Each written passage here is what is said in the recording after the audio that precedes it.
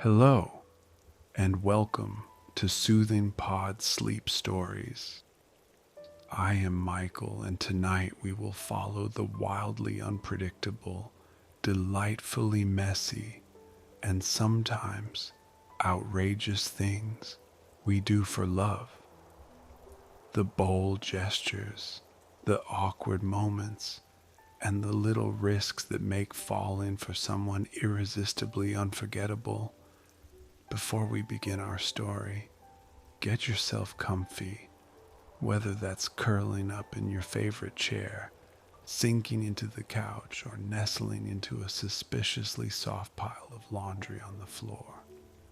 Settle into whatever position feels right for you, maybe on your back, your side, curled up like a sleepy pretzel, or even on your stomach. You know we don't judge here. Now close your eyes gently. Take a slow, deep breath in. Yes, right now. Feel your lungs fill up like a soft, fluffy balloon. Hold it for a moment, then breathe out slowly, like you're letting out a sigh after a long day of pretending to be an adult. You know, breathing is fairly important. Probably the most important thing you'll do all day, aside from maybe sneaking an extra cookie or two. Let your shoulders drop.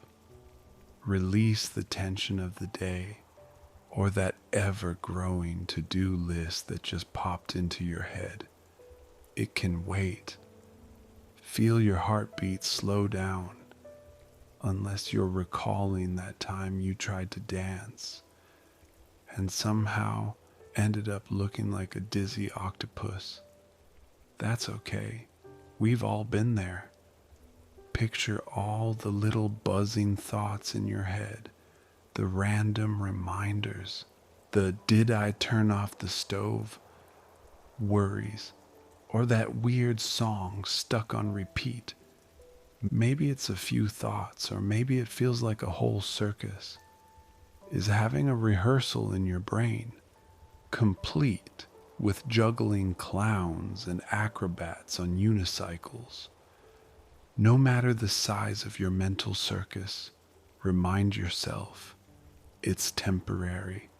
Now imagine gently turning down the volume on that chaotic circus. You don't have to send the clowns packing. Just tell them it's time for a break. Maybe the acrobats want a nap too. With each breath, feel your mind quiet a little more, the circus tents folding up and the music slowing down. Your thoughts become soft and mellow, like a cozy cat curling up beside you, but less likely to steal your blanket. Breathe in again, slow and easy, and breathe out, letting the day's noise fade away. Feel your body sink deeper into the bed, wrapped in calm and comfort. You deserve this moment of peace. No rush, no fuss, just you, your breath, and the quiet calm ready to carry you gently toward rest. We'll stop reminding you to breathe now that the story is about to start. But please keep breathing anyway. It's kind of essential. No holding your breath now. We're counting on you. With that in mind, let us begin our story. Ethan Wells had always been the kind of man people described with phrases like "nice guy, just a little clumsy," or "sweet, but somehow always in the wrong place at the wrong time." He wasn't unlucky in the tragic sense. No storm clouds followed him around, no cursed mirrors shattered at his touch. But everyday life had a way of tripping him up. If there was a puddle, he'd step in it. If there was a door, he'd push when it clearly said pull. What Ethan lacked in finesse, however, he made up for in heart. He believed in grand gestures, in love stories that started with awkward stammering and ended with fireworks. And he just hadn't quite figured out the middle part yet. Clara Moreno, on the other hand, lived with a kind of graceful composure that Ethan could only dream of. She was the sort of woman who could carry 3 grocery bags, balance her phone on her shoulders, and still manage to unlock her apartment door without dropping a thing. Clara had a warm laugh, an organized life, and a way of making everyone feel at ease, including Ethan, who usually specialized in making people feel secondhand embarrassment. They lived in the same neighborhood, passed each other at the cafe, and exchanged polite smiles in the bakery. Ethan had admired her from afar for months, always finding a reason to linger a little longer when she was nearby. Clara, for her part, thought he was endearingly awkward, the kind of man who tripped over his own shoelaces but apologized to the shoelaces afterward.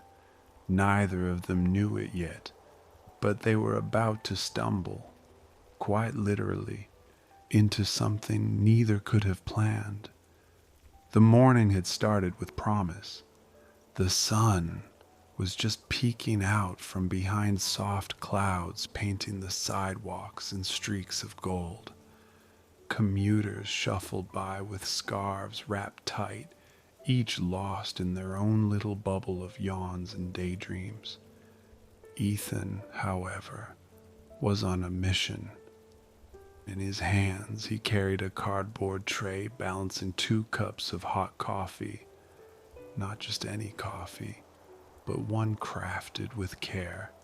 Oat milk, 2 sugars, and exactly 3 swirls of caramel drizzle. He had memorized her order like it was ancient poetry. Her, Clara, who worked at the flower shop on the corner, always smelling faintly of lavender and earth, with hair that never seemed to obey gravity in the most charming way. Clara, who smiled at him last week when he held the door open, a smile so kind it had lodged itself into his ribcage ever since. Today, Ethan had decided he would finally make a move. Nothing dramatic, nothing Shakespearean, just, "Hey, I thought you could use a coffee. You work so hard with those flowers." Simple, casual, perfect, or it would have been if his shoelace hadn't betrayed him.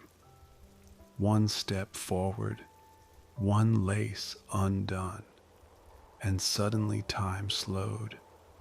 The tray tilted. The coffee cups performed a tragic somersault, and a caramel-scented tidal wave cascaded onto the pavement. Ethan gasped, nearly slipping, arms flailing like a startled penguin. Clara looked up from arranging a bouquet in the shop window just in time to see the performance. "Are you watering the street?" she called out, stepping closer, her lips quirking in amusement. Ethan blinked, mortified, shoes sticky and soul stickier. Both actually. The street and, well, maybe your heart?" The line slipped out before he could stop it. Clara laughed, bright and unbothered. Points for creativity and for making my morning less boring. And just like that, the disaster didn't feel so disastrous anymore. Ethan had convinced himself that last week's great coffee spill was not a defeat, but merely a warm-up. Clara hadn't recoiled, hadn't frowned, hadn't labeled him the local weirdo who attacks sidewalks with lattes. Instead, she'd laughed. That was practically encouragement. So naturally, Ethan decided his next gesture had to be bigger, much bigger. Something grand, unforgettable, something that would show Clara. He was not only thoughtful, but also boldly romantic, which is why, on a Wednesday night, Ethan found himself outside Clara's apartment building, holding a guitar he had borrowed from his cousin. He hadn't played guitar since college, unless one counted that ill-fated attempt at camp, where his rendition of Wonderwall had driven raccoons away. Still, how hard could one song be? He had practiced all afternoon, fingers fumbling, strings screeching, until he could almost make the chords sound like music. Almost. Now, standing beneath the glowing windows, Ethan cleared his throat, strummed, and began. Clara, oh Clara, you're brighter than the moon. Even though I just spilled coffee, I promise I'll improve soon. It wasn't exactly Shakespeare, but his heart was in it. Unfortunately, so was his volume. A curtain above rustled, a window creaked open.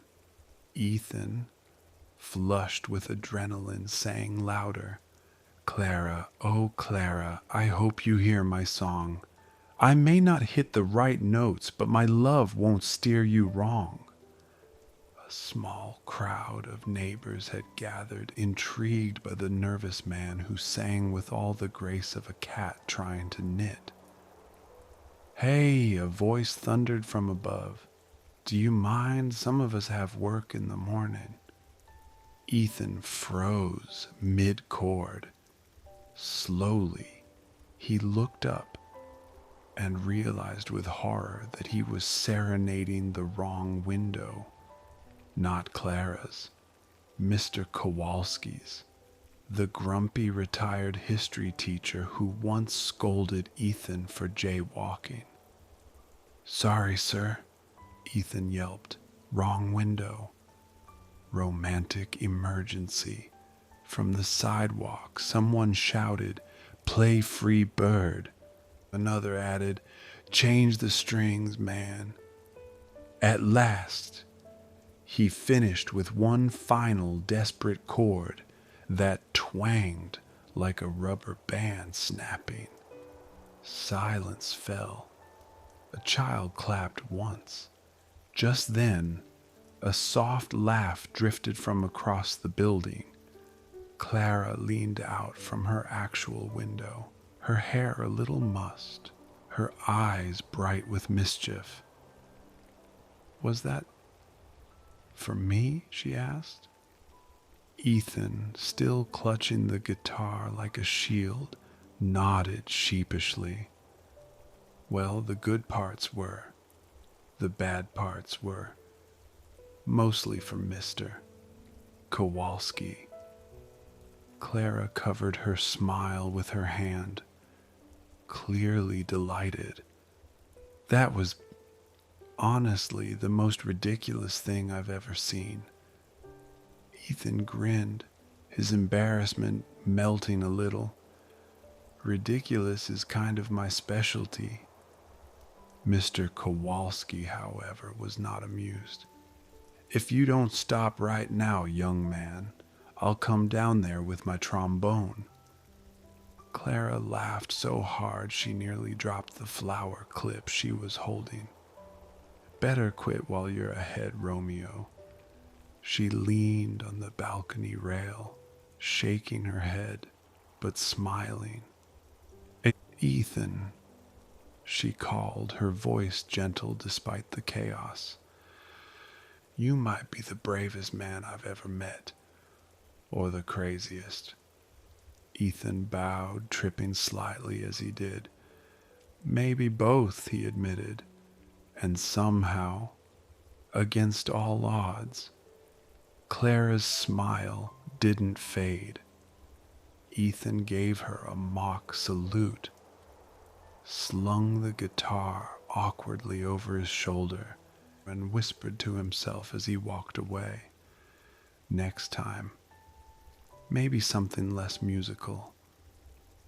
A few days later, Clara wasn't sure why she had agreed to dinner at Ethan's place. Maybe curiosity, maybe pity, maybe because watching him sweat through another doomed grand plan seemed oddly entertaining. Ethan, for his part, was determined to prove he was not only capable of romance, but also of cooking. He had spent the whole afternoon poring over recipes online, muttering things like, "How hard can risotto be?" and "Fire extinguishers are optional, right?" By the time Clara arrived, Ethan's kitchen looked like a battlefield. There was flour on the counter, sauce on the wall, and something unidentifiable smoldering in the oven. Clara sniffed the air and raised an eyebrow. "Is that smoke?" "Seasoning," Ethan corrected quickly, waving a wooden spoon like a magic wand. Smoky flavor is very trendy right now. She stepped inside, eyeing the chaos. Trendy or dangerous? Both can be true, he said, trying to sound confident, while secretly praying the fire alarm wouldn't betray him. Clara leaned against the counter, crossing her arms. "You know, Ethan, some people impress women with flowers or poetry. You seem to be going with carbon monoxide." He pointed the spoon at her, mock offended. "Hey, this is a delicate operation. You're looking at a man juggling 3 pots at once." "One of them is empty," she pointed out. "Exactly. That's called strategy." The oven let out a worrying clang. Clara covered her mouth to hide a laugh. "What exactly are we having?" "Risotto," Ethan said proudly. She peeked into the pan. "That looks like rice soup." "Risotto is just fancy rice soup," he countered. "At least that's what the internet told me." Clara shook her head, unable to hold back her laughter. "You are ridiculous." "And yet," Ethan said, leaning in with a grin, "you're still here." Clara rolled her eyes, but her smile lingered as she plucked the spoon from his hand. "Move over, chef. Let me save dinner before we both end up in the ER. He stepped aside, dramatically bowing. "Be my guest. I'll just stand here and look handsome." "You might want to stick to that talent," she teased, stirring the pan with far more skill than Ethan could muster. He smirked, leaning against the counter. "Don't worry. Cooking disasters are just part of my charm." "Charm?" she repeated, giving him a side glance. "That's what we're calling it." "Absolutely," Ethan said with mock seriousness. "Trademarked. Patent pending." Clara laughed again, shaking her head, and for the first time Ethan realized she wasn't laughing at him.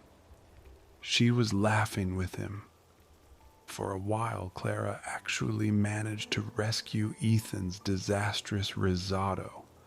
The rice thickened, the smoky scent faded, and dinner began to resemble something edible.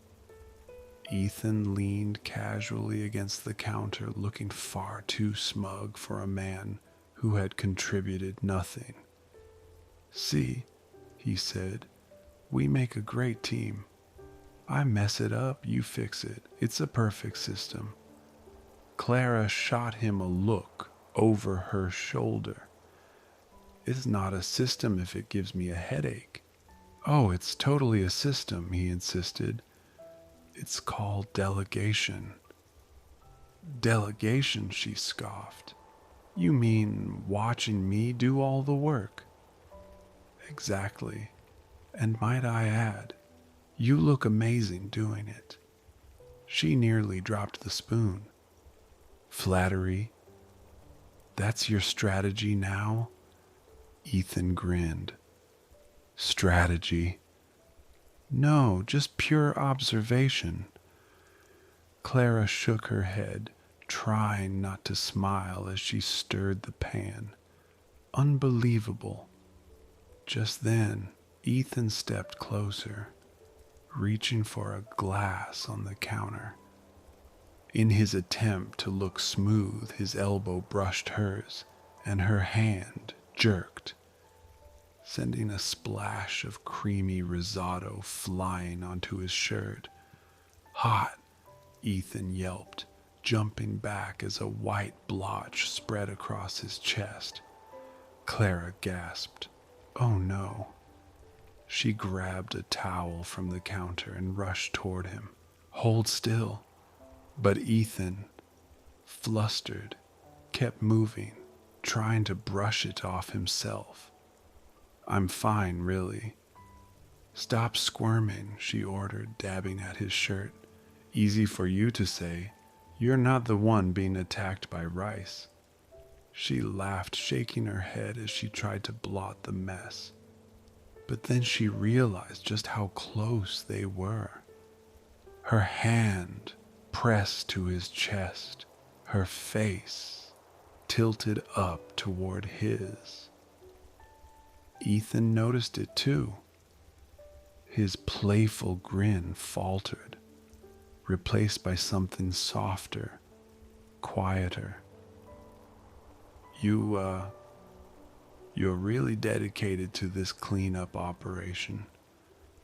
Clara swallowed, aware of his heartbeat under her palm. "Somebody has to keep you from self-destructing."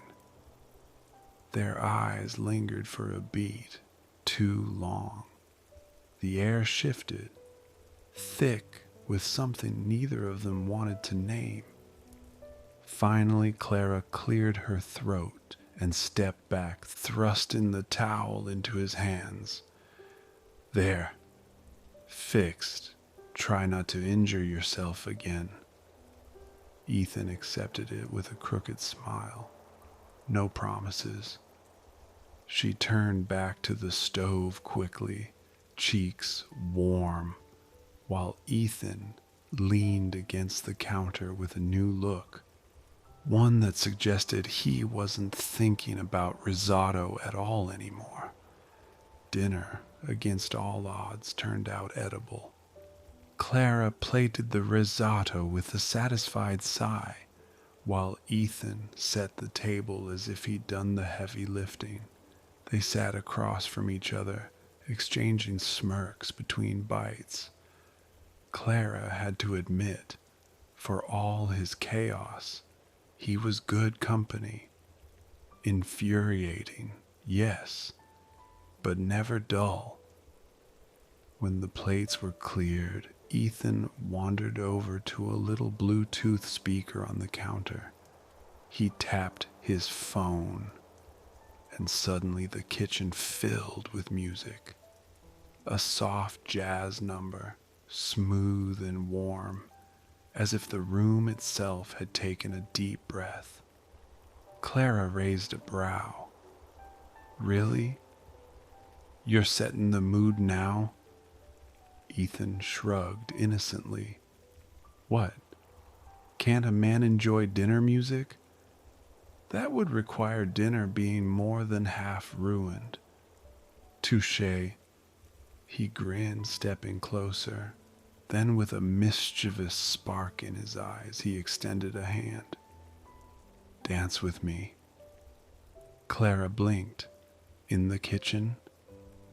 With the dishes still in the sink?" "Yes, best dance floor in the house." She laughed. "You're ridiculous." "And yet—" He wiggled his hand. "You haven't said no." Before she could overthink it, Ethan gently tugged her up from her chair. Clara stumbled into his arms, glaring at him, but he only smirked wider. The music curled around them as he spun her clumsily across the small kitchen. She yelped when her hip bumped the counter. "Ethan!" "Don't worry, and that's part of the choreography." He grinned. She swatted his shoulder but couldn't stop the laugh bubbling up. He twirled her again, this time too fast, and she nearly collided with him, catching herself against his chest. For a heartbeat, neither of them moved. The world seemed narrowed to the warmth of his hand at her waist, the faint smell of soap and smoke lingering on his shirt, and the way his eyes darkened just slightly when they met hers. Clara swallowed. "You're terrible at this." Ethan's smile softened. "Guess you'll just have to keep practicing with me." Before she could reply, he guided her into one more spin. Slower this time, gentler. And she found herself laughing again, the tension breaking like a snapped string. When the song ended, Clara slipped free with flushed cheeks, retreating to the sink under the pretense of rinsing dishes. Ethan leaned back against the counter, still watching her, his grin lazy, but his gaze anything but careless. The next evening came with a promise Ethan had made the night before. After their kitchen dance, he had cleared his throat and said, almost too casually, "There's a charity gala tomorrow night. Come with me. I'd like to prove I can manage better under chandeliers than on a kitchen floor." Clara had hesitated, surprised by the invitation. A ballroom was a far cry from flour-dusted counters and bare feet. But something in his steady gaze, the quiet challenge hidden in his tone, made her nod. The night had been humming with music and chatter, the air thick with perfume and polished laughter. Clara had just about recovered from the memory of their kitchen mishap when a low, distant rumble rolled through the city. Ethan glanced toward the tall windows, brows arching. That didn't sound like the band's bass. Clara followed his gaze. Lightning flared, bright enough to turn the crystal chandeliers into sudden starbursts. A heartbeat later, thunder cracked so loud it rattled the glasses on their table. Guests gasped, someone shrieked, and then darkness. The entire ballroom was swallowed in pitch black.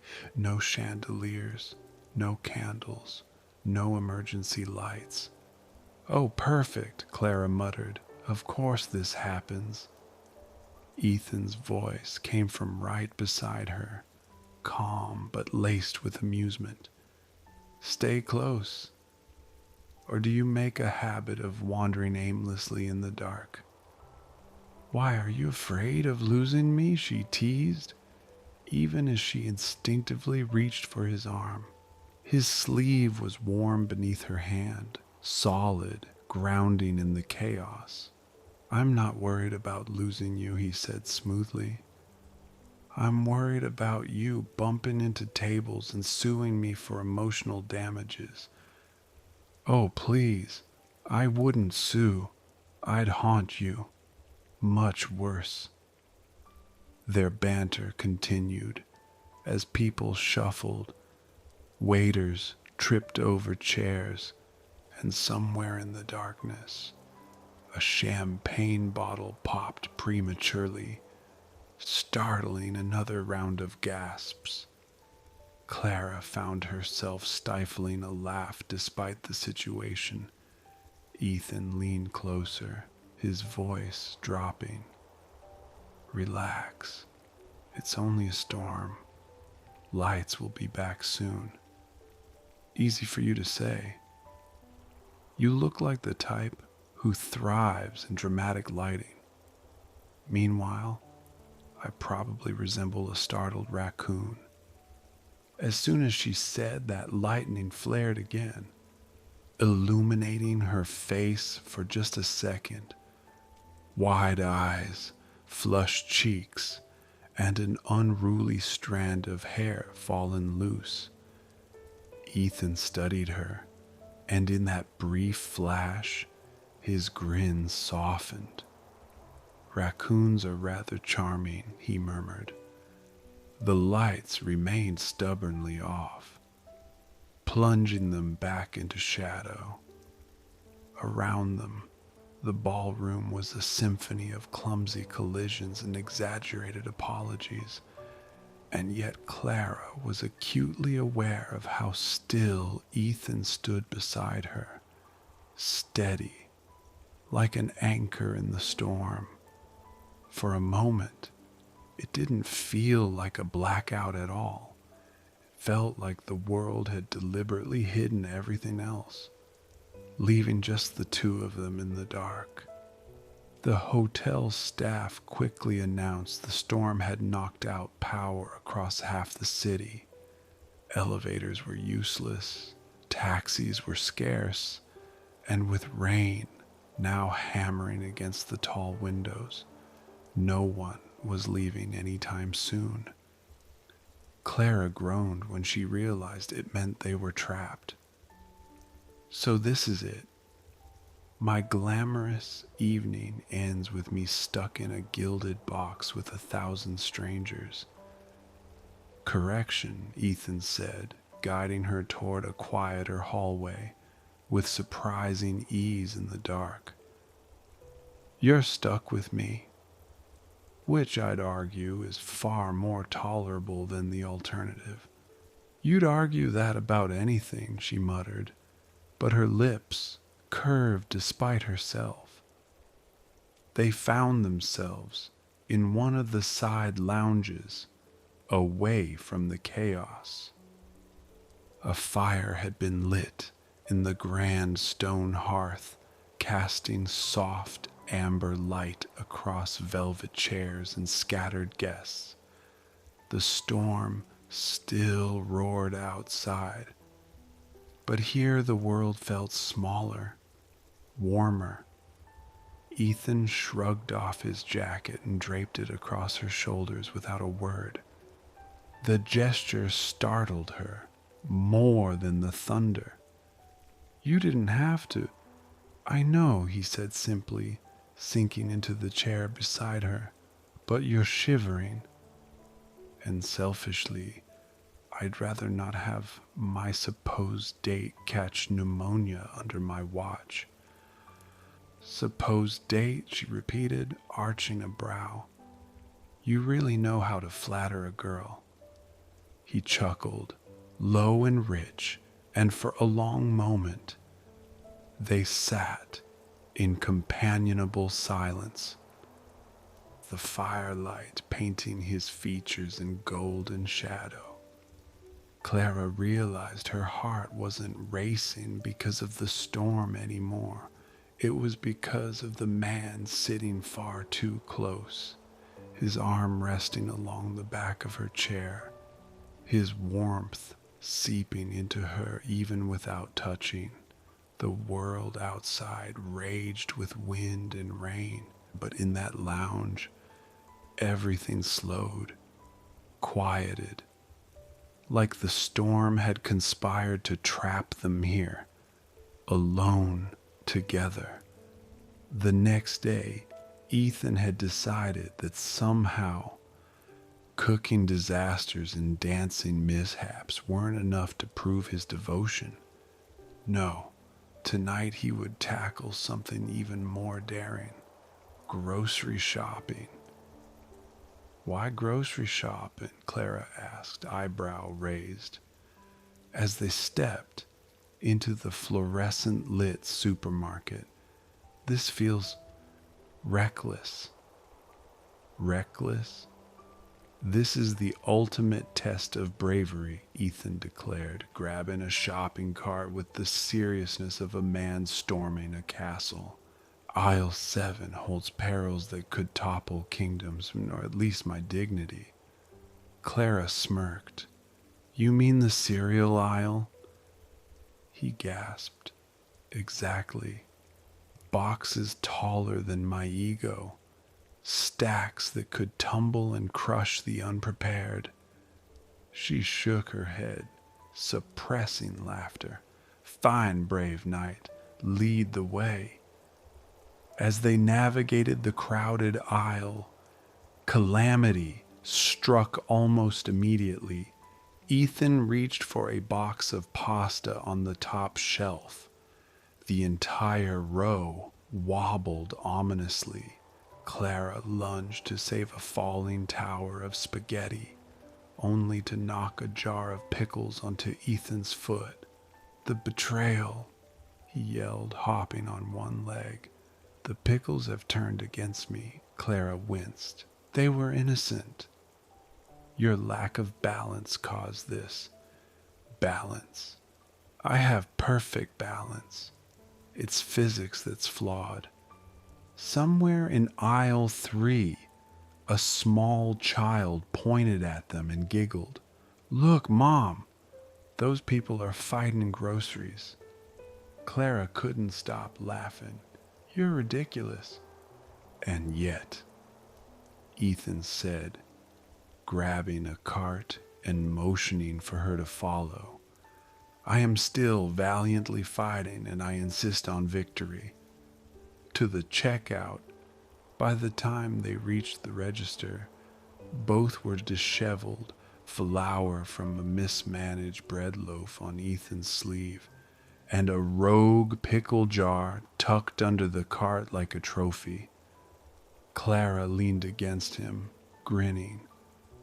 You know, for someone who almost burned a risotto, you're impressively bad at everything else, too. Ethan shrugged, looking pleased. It's a gift.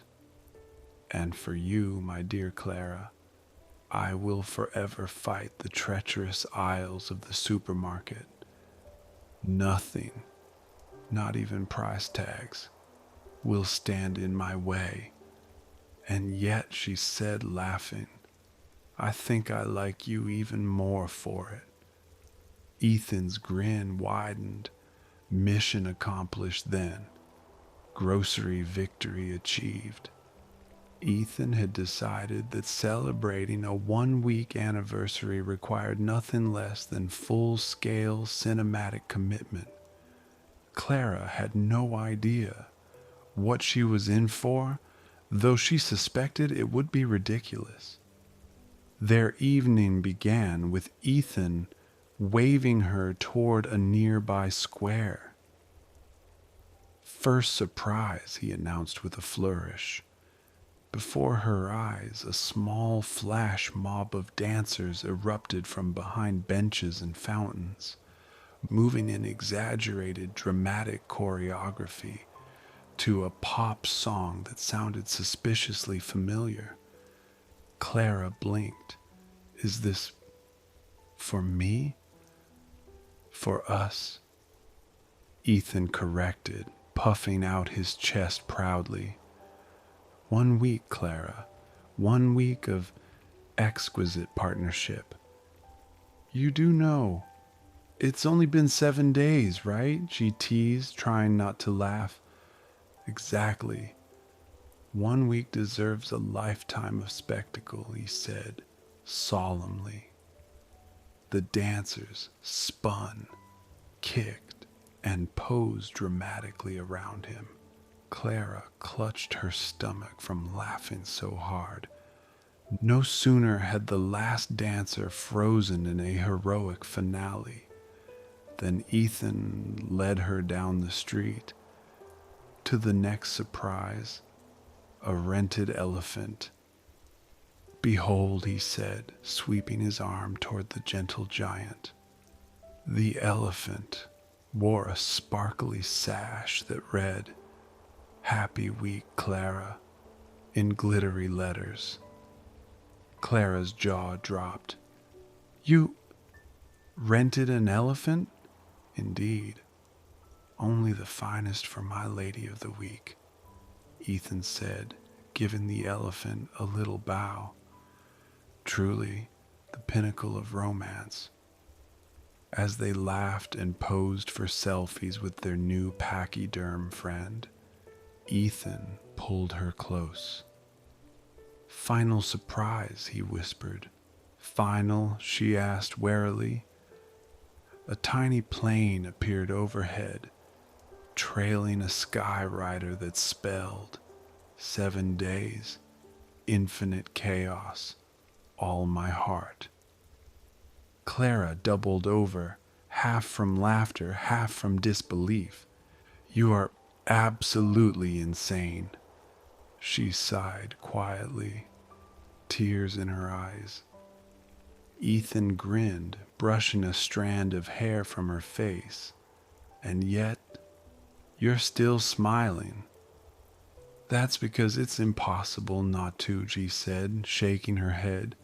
"You're ridiculous. And somehow, I love it." "Mission accomplished," Ethan said, mock saluting. 1 week of love, celebrated appropriately. Clara laughed again, leaning against him. "Next week. Don't even think about outdoing this." Ethan's eyes twinkled. Challenge accepted. And with that, the two of them walked into the night, a little absurd, a little in love, and completely entertained by the chaos they created together. After the whirlwind of the 1 week anniversary extravaganza, it was far too late for Clara to go home. Ethan waved a hand toward the guest room with a sheepish grin. "Well, the night's not over and the city streets aren't exactly safe at this hour. You could stay here." Clara raised an eyebrow, but decided it was easier to accept than navigate the post-elephant chaos. "Fine, but only because your idea of safety is apparently renting exotic animals." The next morning, Clara awoke to a soft nudge against her cheek. Blinking, she realized it wasn't Ethan. It was a tiny wagging nose pressed insistently to her face. "Ethan," she mumbled, half asleep, but the cheeky yips continued. Slowly sitting up, she discovered a mischievous puppy, bouncing on the bed, tail like a metronome of chaos. Ethan appeared in the doorway, holding a mug of coffee, like nothing unusual had happened. "Morning," he said casually, though the corners of his mouth twitched with barely contained laughter. Clara shot him a glare.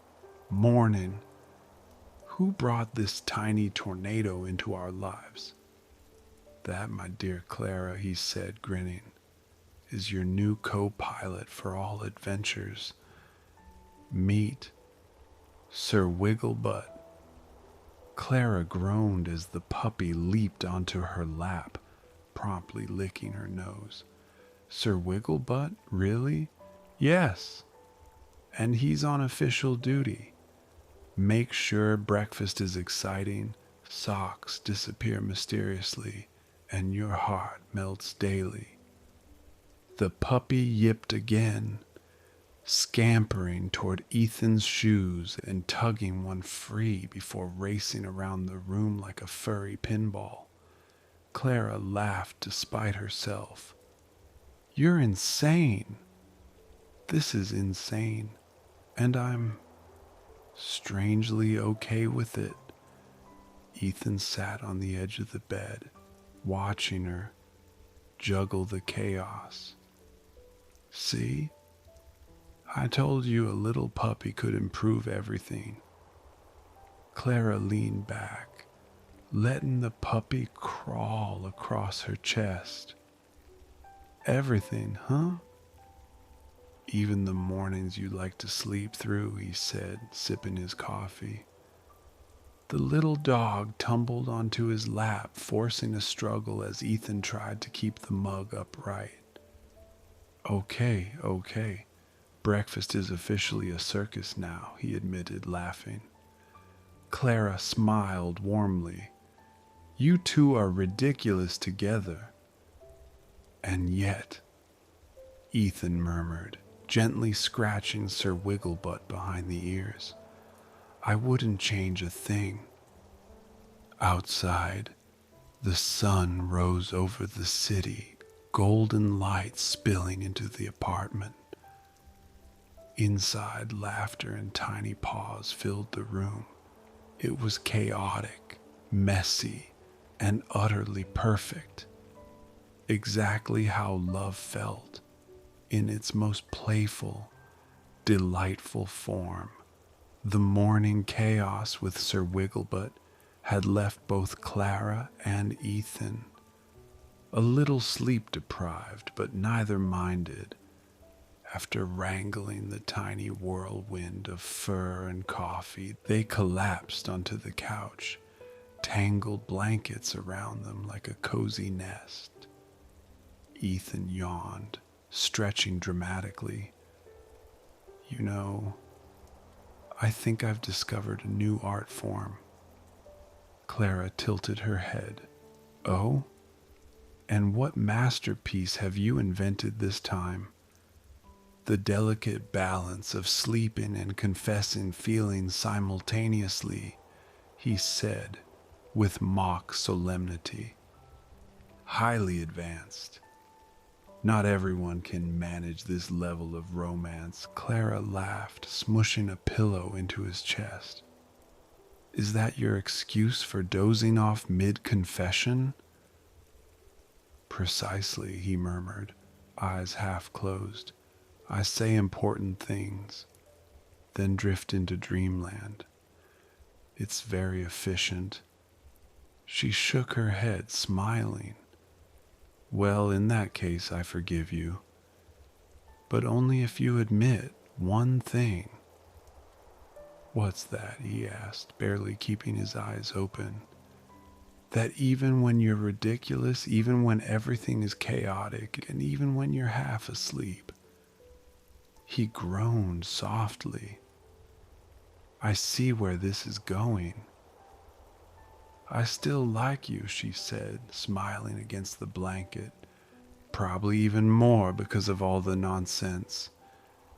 Ethan's lips curved into a sleepy grin. Good. Because I'm planning an entire week of nonsense just for you. And I can't wait, Clara whispered, snuggling closer. But maybe let's keep it to daytime chaos. Sleepy chaos is dangerous. They laughed softly, drifting together into a warm, peaceful nap. Outside, the city moved on, but inside, their little world was perfectly imperfect, full of laughter, love, and all the comic little things that made being together so utterly wonderfully theirs. As evening approached, a sudden downpour trapped Clara in the city streets.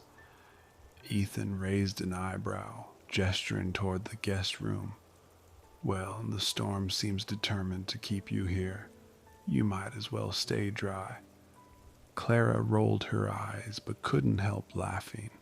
Fine, but only because your apartment has a roof.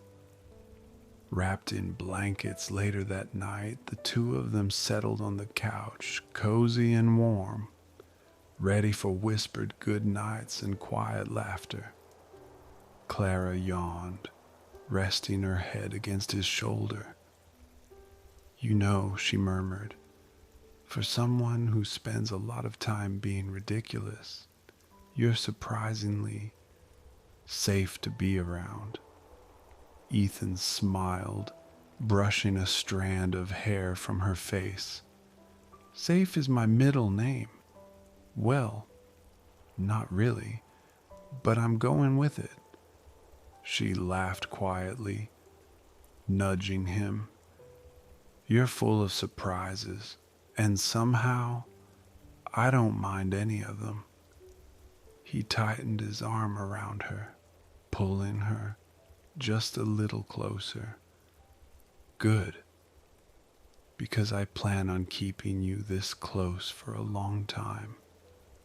The room was quiet except for the gentle snores of Sir Wigglebutt curled at their feet and the soft hum of the city beyond the windows.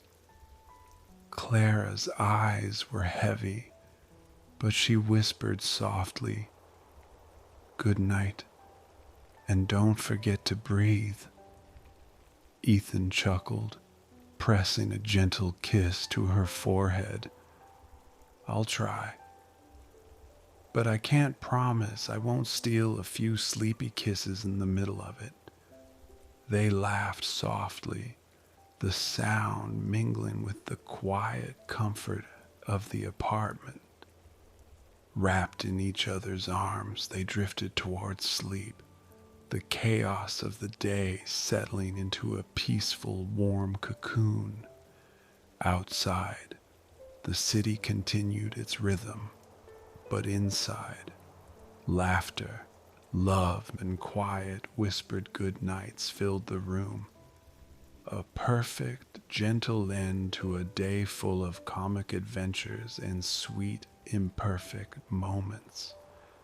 The morning light spilled gently through the curtains, casting golden stripes across the apartment.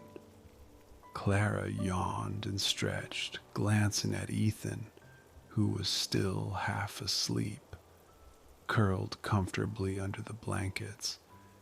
They had survived elephants, flash mobs, puppy chaos, and over-the-top gestures, and somehow it had all felt like the most natural, joyous adventure.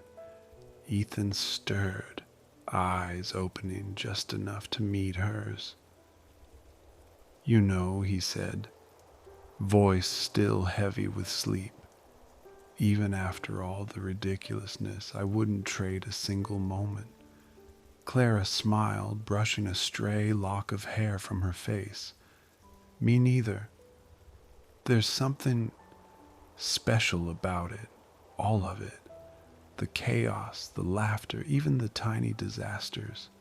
Somehow it feels like love." Ethan grinned, reaching over to hold her hand. Love and nonsense. The perfect combination. Clara laughed softly, squeezing his hand. "Exactly. And you keep proving that even the silliest, most absurd things can be meaningful." They sat together in the quiet apartment, watching the sunlight warm the room, feeling that gentle, unspoken bond that had grown through laughter, playful chaos, and shared little miracles. Outside, the city hummed along, oblivious to the tiny world of happiness inside. But inside, every laugh, every awkward gesture, every comic misstep had woven them closer, making the simple, everyday moments feel like magic.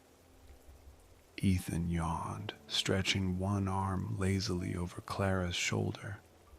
So, what do you say we tackle our next little miracle?